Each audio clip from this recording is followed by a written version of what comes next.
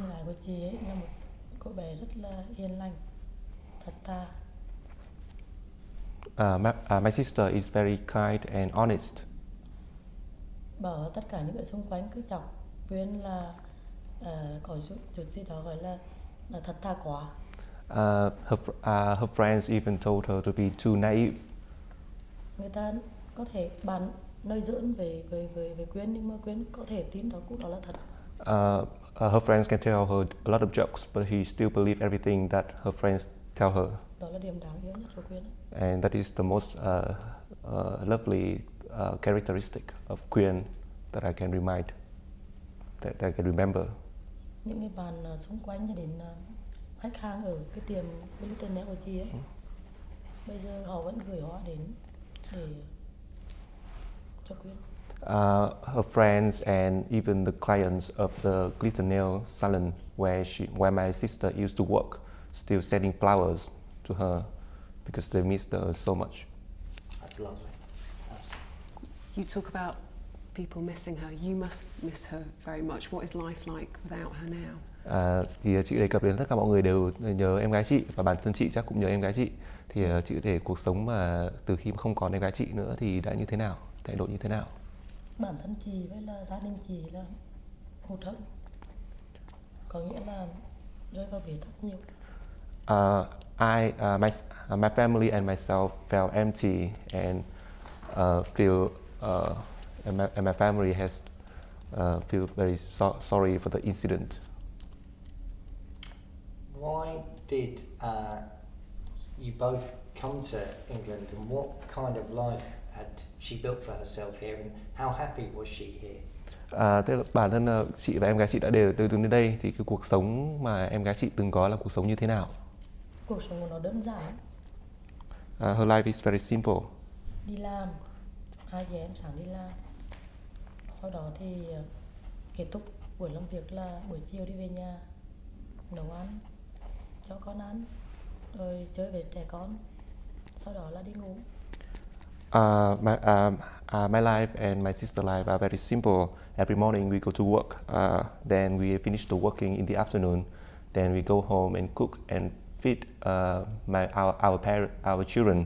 Then we play with them as a small family, and we go sleep together as a family. Nói chung cuộc sống của nó đơn giản đến mức mà mình cứ nghĩ là không bao giờ có thể xảy ra chuyện gì được với nó. Her life is so simple that I cannot imagine that anything terrible can happen to her at all. She came here for a better life. Em gái chị đã đến nước Anh để mà tìm một cuộc sống tốt hơn. Tất nhiên. Yes, of course. Bởi vì là gia đình chị cũng nghĩ là ở Anh Quốc là em gái chị sẽ có một cuộc sống tốt hơn. Because I and my family in Vietnam thought that my sister would have a better life in the UK.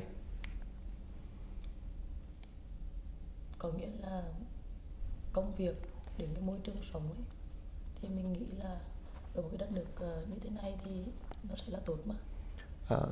Because I thought that a life and the working in a country like the UK or England would be wonderful for anyone.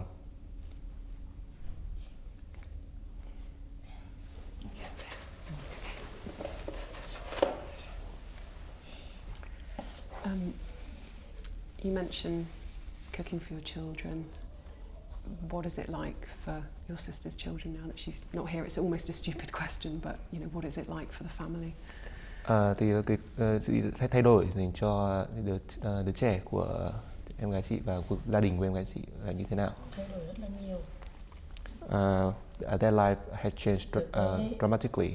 Trước đây là chị với là em chị nuôi con nuôi cháu trong một gia đình sống rất là vui.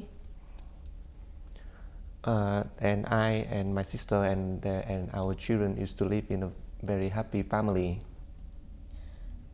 Vui lắm, vui cực. Very happy. Nhưng mà từ ngày mà em chị mất thì David cũng về một cái tình khác ở với bố nó. Em But since my sister passed away, then David, who is my sister child has to move to another area of the country to live with his father. Bản thân chị cũng không được gặp được David. And I myself cannot meet David anymore. Mà cả những đứa trẻ của chị cũng rất là nhớ David. Even my children really miss David. Cách đây 2 ngày, Anna là con gái của chị ấy. 2 days ago, Anna, who is my daughter, Viết một bức thư. Wrote a letter.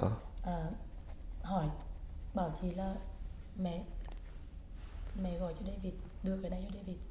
And she asked me to give this letter to Anna, to David. Thì chị cứ nghĩ đấy là thư gì, chị mở ra đọc thì nó vẽ Anna và David nắm tay nhau. And when I opened the letter and I saw the drawing that my daughter wanted to send to David, that is a drawing of Anna and David holding hands together. Rồi David thì nắm tay của Quyên. David was holding hand Quynh. Nắm tay của chị với là Helen với Kenny với là nói chung gia đình của Anna còn nắm tay nhau. And Quynh was holding hands of my children as a small family as we used to be. Nói chung là rất buồn. I mean, it was very sad for our family. You very bravely have sat and listened to everything that's happened in court. What has it been like to hear what those two men have had to say? Chắc là chị đã rất là can đảm khi nghe được cả khi đã ngồi trong tòa án thì nghe lại như hai cái bị cáo nói chuyện. Thì chị đã cảm thấy thế nào khi nghe đến những cái câu chuyện mà hai bị cáo nói ra? Chị cũng can đảm đó. Chị cố gắng thôi. I was not brave at all, but I did my best. Chị cố gắng để nghe thử là chuyện gì đang xảy ra với em chị. I took all the courage that I have in order to know exactly what happened to my sister.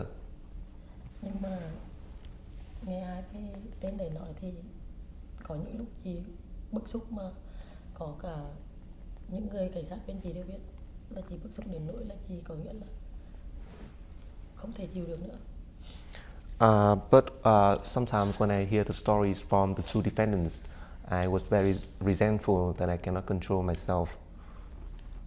Chúng nó bịa ra những cái mà chị nghĩ là không bao giờ có. They make up story. They made up story that I just cannot imagine how can they do things like that. Bịa ra để tránh tội, bịa ra để làm nhẹ tội đúng không? They just make up story in order to get away from the crime they made and to alleviate the sentence. Yeah. How important was it that you listened, that you saw them face to face? Tức là cái việc mà chị nhìn thấy trực tiếp hai cái người này thì quan trọng như thế nào, hay là chị cảm thấy thế nào? Chị muốn biết là hai người đấy là mặt của con người là cái gì? Có nghĩa là chị cứ thắc mắc một điều là không biết nguyên nhân nào mà dẫn đến cái việc mà hai người đó có thể đối xử với em chị như vậy. I just want to know what kind of people in humankind could do anything like that. It was very brutal to do anything like that to my sister. Nếu em chị mà có cái mối quan hệ phức tạp thì chị không phải đau khổ như vậy đâu. If my sister had done anything complicated, then I wouldn't feel any sorry at all.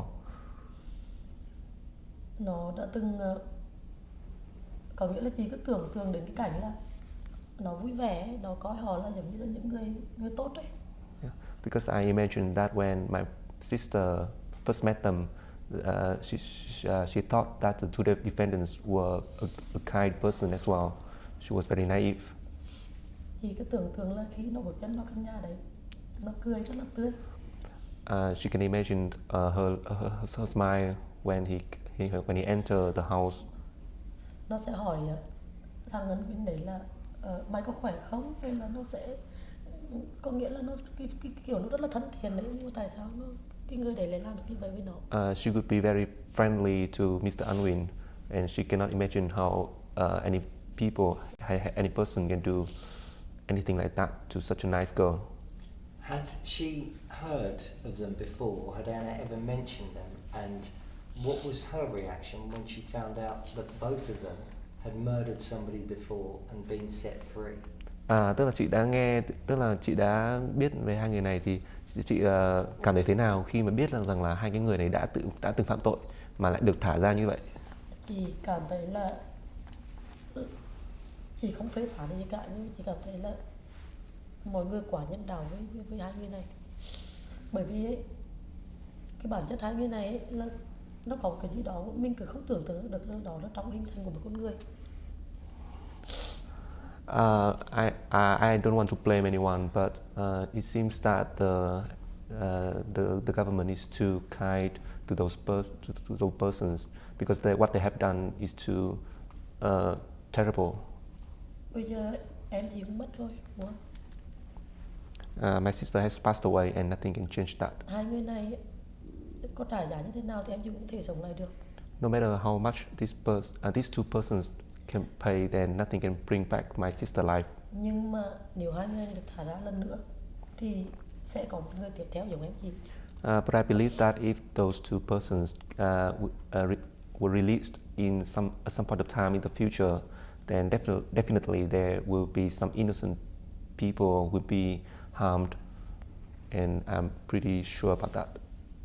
Cũng có thể là một trong những người ngồi đấy không ai biết được. Could be anyone in this room, nobody knows. She thinks they should stay in prison forever now? Chị có nghĩ là hai người này có nên ở trong tù vĩnh viễn không? Không bao giờ cho ra được. Nó quỷ không phải người. I think they should never be released. They are evils. Mình nhân đạo với con người chứ đâu có nhân đạo với quỷ được. We can be kind with anyone in the humankind, but cannot be kind with the evils.